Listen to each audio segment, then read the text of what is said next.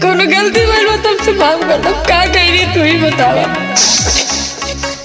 झगड़ा के करे भी अभी भी झगड़ा नहीं होला। तू ही बतावा के नहीं झगड़ा करे ना देखल के ऐसे बोली।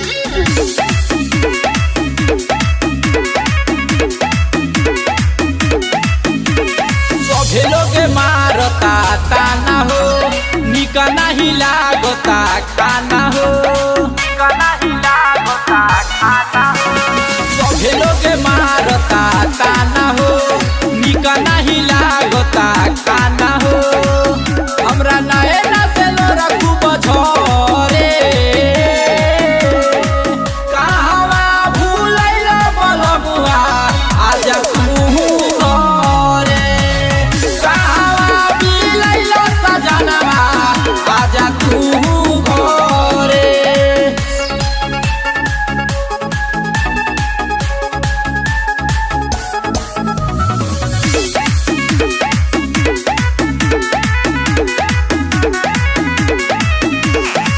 कौन मुदैया तो के फसवलो लागत बावे न पाता हो। रोवत बाड़ी तोहर प्यारी कुछु ना हमरा बुझाता हो, कुछु ना हमरा बुझाता हो। कौन मुदैया तो के फसवलो लागत बावे न पाता हो। रोवत बाड़ी तोहर प्यारी कुछु ना हमरा बुझाता हो। नानका पापा पापा कहिया हो परे, कहवा भूलैला बलमुआ आजा तू घरे।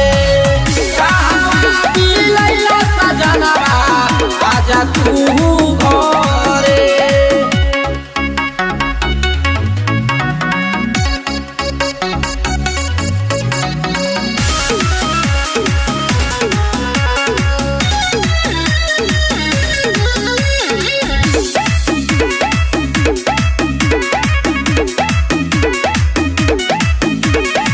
जिंदगी में हमारा पड़ल बावे बहुत भारी कहर हो। सभे के जोत बावे कैल कमना सहर हो।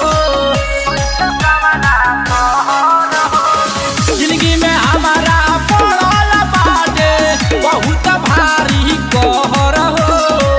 सभे के जोत बावे कैल कमना सहर हो। मुरारी करन के देखी मन डरे, कहवा भूलैला बलमुआ आजा तू घरे। कहवा बिलैला सजनवा आजा तू